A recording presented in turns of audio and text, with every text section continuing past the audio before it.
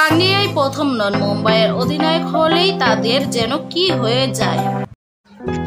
বেচারা হার্দিক পান্ডিয়া কি ছিলেন আর কি হয়ে গেলেন। 2022 সালে নতুন ফ্র্যাঞ্চাইজি গুজরাট টাইটান্সকে চ্যাম্পিয়ন করলেন। পরের মৌসুমে অর্থাৎ 2023 সালে গুজরাট খেলল ফাইনাল। শেষ 2 বলে চেন্নাই সুপার কিংসের রবীন্দ্র জাদেজা 10 রানের সমীকরণ মিলিয়ে না ফেললে চ্যাম্পিয়ন হতো সেবারও।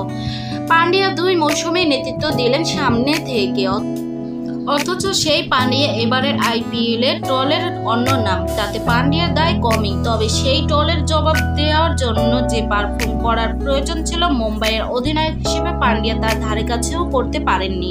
মুম্বাইয়ের অধিনায়ক হিসেবে এমন বাজে পারফরম্যান্স অবশ্য নতুন কিছু নয়। এই দায়িত্ব যেই নেন তারই যেন কি হয়ে যায়। একজন অবশ্য ব্যতিক্রম আছে।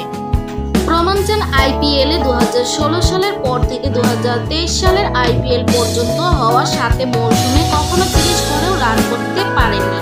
এই সময়ের গড়ের হিসাবে তার সেরা মৌসুম ছিল 2021 সালে। সেবার 13 ম্যাচে 29 গড়ে 381 রান করেছিলেন রোহিত।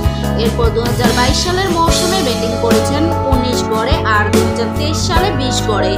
তাকে অধিনায়কত্ব থেকে সরানোর পেছনে নিশ্চয়ই এমন ব্যাটিং পারফরম্যান্সের ভূমিকা ছিল, অর্থাৎ মুম্বাইকে এই আইপিএলের আগের 7 আইপিএলে মুম্বাই অধিনায়ক পারফর্ম করতে পারেননি।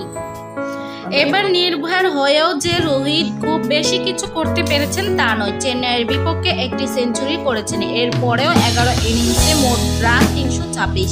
আগের যে ভালো হলেও রোহিতের মান আর এবারের আইপিএলে যে রান উঠছে সে বিবেচনায় এমন পারফরমেন্সকে খুব ভালো বলার সুযোগ নেই। এই যেমন রোহিতের কথাই ধরুন না, মুম্বাইয়ের তো বটে, কারো কারো মতে তো আইপিএলের সেরা অধিনায়ক তিনি। মুম্বাইকে জিতিয়েছেন 5টি শিরোপা। আইপিএলে এর চেয়ে বেশি শিরোপা কোনো অধিনায়ক জেতাননি। ধোনিও জিতেছেন সমান 5টি। তবে সেই রোহিতই বছরের পর বছর ধরে আইপিএলে ব্যাটসম্যান হিসেবে ব্যর্থ হয়েছেন।